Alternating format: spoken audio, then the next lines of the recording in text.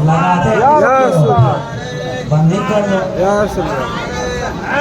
या अली या अली या अली या अली जिंदाबाद अल्लाहु अकबर या रसूलुल्लाह। यही फर्क है, इसलिए कि सरकार गौसे आजम के यहाँ फकत इल्म नहीं था, तरबियत भी थी। इसलिए मैं ये बात कह रहा हूँ और पहला ही जुमला कहा कि तरबियत बहुत बड़ी चीज है। इल्म के साथ तरबियत का होना बहुत जरूरी है। अगर इल्म तरबियत से खाली है, अगर इल्म बुजुर्गों की सोहबत से खाली है, अगर इल्म साहिबे अखलाक से खाली है, अगर इल्म किसी साहिबे विला की निगाह से खाली है, तो वो इल्म गुमराही अता करता है। और अगर इल्म के साथ वलियों की बारगाह की सोहबत है, तरबियत है, तो वो इल्म तुझे जन्नत तक लेकर जाता है। इब्लीस के पास इल्म तो था, वलियों की सोहबत ना थी, अल्लाह वाले की सोहबत ना थी। मगर कुर्बान जाओ, जो वलियों की बारगाह में आ गया है, इल्म ना हो तो भी कामयाब होता नजर आता। जिसे तरबियत मिल जाए, इल्म ना भी हो तो कामयाब हो जाए। गौसे आजम की बारगाह में चोर आया था, कोई आलिम था क्या? किसी मदरसे से पढ़कर आया था क्या? किसी दारुल उलूम से आया था क्या? किसी जामिया से आया था क्या? किसी यूनिवर्सिटी से आया था क्या? ना फिजिक्स पढ़ा, ना केमिस्ट्री पढ़ा, ना सोशियोलॉजी पढ़ा, ना साइकोलॉजी पढ़ा, ना पॉलिटिकल साइंस पढ़ा, ना जूलॉजी पढ़ा, ना बॉटनी पढ़ा, ना फिक पढ़ा, ना मंतिक पढ़ा, ना हदीस पढ़ा, ना फलसफा पढ़ा, ना इल्मे कलाम पढ़ा, ना ज्योग्राफिया, ना अरिस्मैटिक, अरे कुछ ना पढ़ा। मगर गौस की निगाहों ने उसे पढ़ लिया और उसने गौस की निगाहों से पढ़ लिया।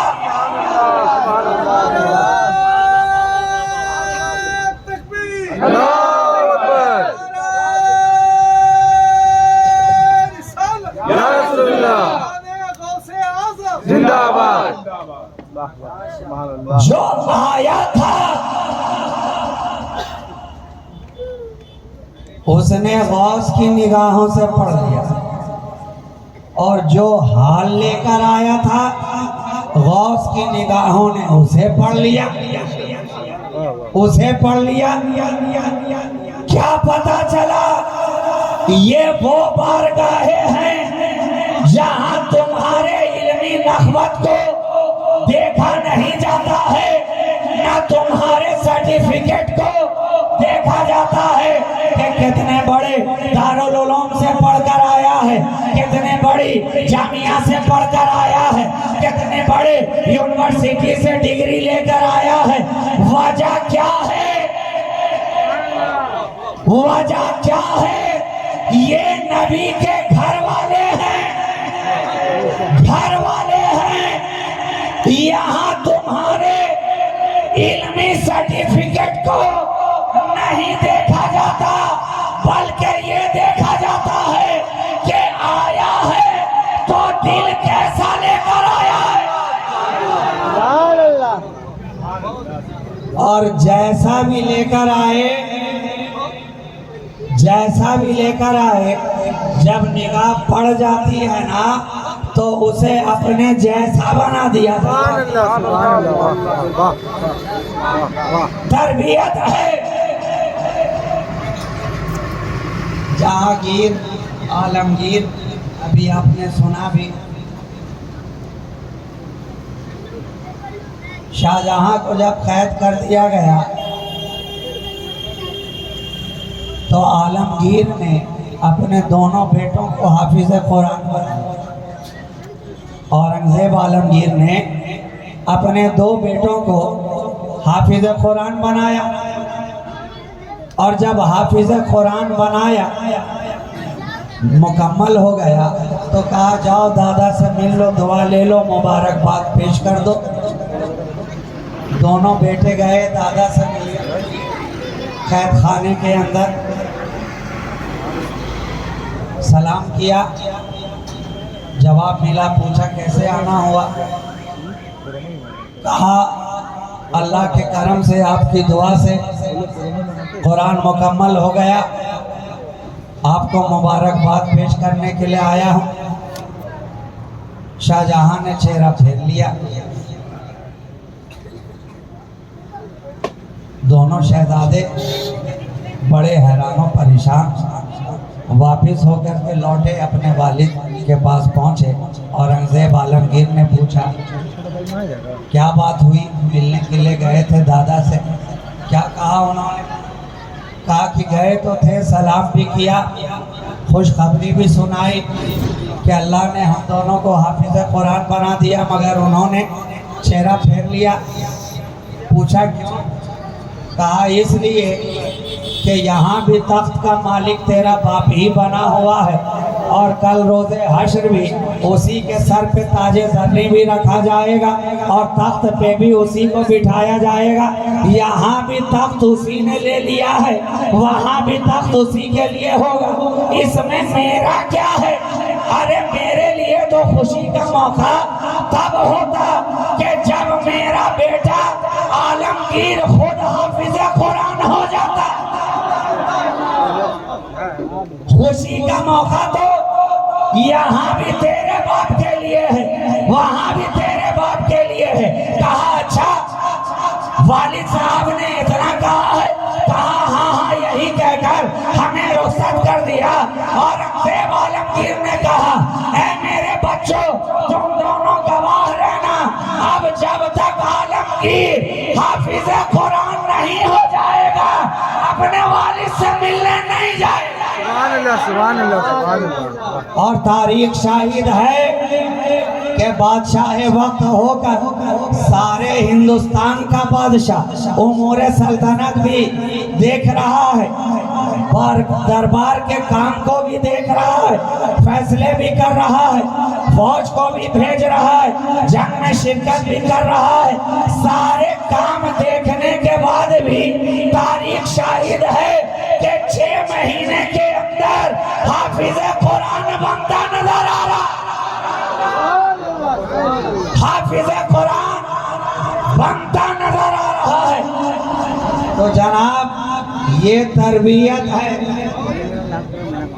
ये तरबियत है कि इल्म सीखने की कोई उम्र नहीं, सीमा नहीं।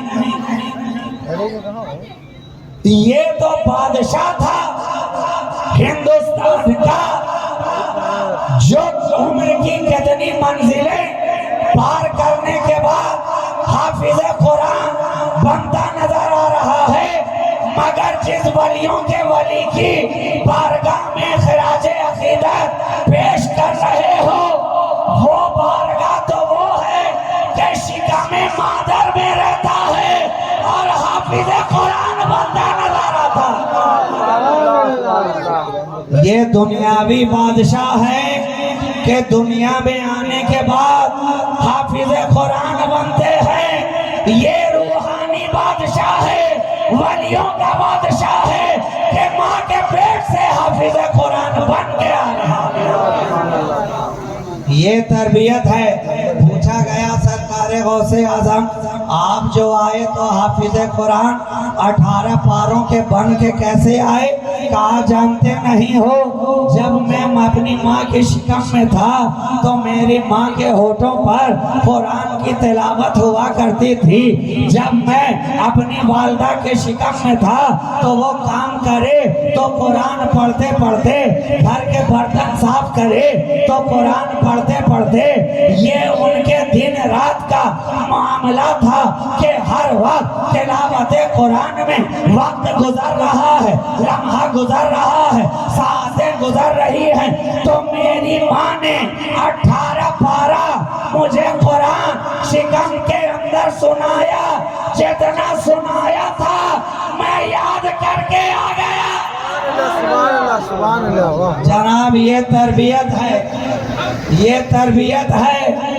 माँ ने तरबियत की, बाप का साया सर पे नहीं है, लेकिन माँ इल्म हासिल करने के लिए भी भेज रही हैं। और घर के अंदर आए, झूले में है तो कुरान की लोरियाँ, गोद में है तो कुरान की लोरियाँ, आंचल में है तो कुरान की लोरियाँ, खाना खिला रही हैं तो कुरान की लोरियाँ, गोया सुबह शाम चलते फिरते हर वक्त बात हो रही है, या तो कलामुल्लाह की या रसूलुल्लाह की। सुभान अल्लाह। जब तरबियत इस तरह की हो तो बेटे भी ऐसे हुआ करते हैं, ऐसे हुआ करते हैं। आज क्या वजह है, हमारे मुआशरे में इतनी खराबी कहाँ से आ गई। आज हम बड़े बड़े भाषण तो दे देते हैं, अपने घर की तरफ नहीं देखते। खराबी बाहर नहीं है, खराबी अंदर है। बाहर की फिक्र बाद में कीजिए, अंदर की फिक्र पहले कीजिए। दूसरों को बाद में समझाइए, पहले अपने घर का माहौल ठीक कीजिए। जब आपका घर ठीक होगा तो मुआशरा ऑटोमेटिक ठीक होगा। जब आपके घर के अंदर इस्लाह पाएंगे लोग तो मुआशरा भी इस्लाह पाएगा। जब आप अपने आप को ठीक करेंगे तो मुआशरा ऑटोमेटिक ठीक होता जाएगा। जरूरत है हम अपने गिरेबान में झांके। दूसरों को मशवरा बाद में दीजिएगा, दूसरों को ठीक करने की कोशिश बाद में कीजिएगा। हर आदमी पहले अपने आप को ठीक करे, अपनी इस्लाह करे, अपनी फिक्र करे। तुम ठीक हो गए तो मुआशरा ठीक हो जाएगा, समाज ठीक हो जाएगा। अपने एक वक्त की नमाज पढ़े नहीं, दूसरों पे तनकीद।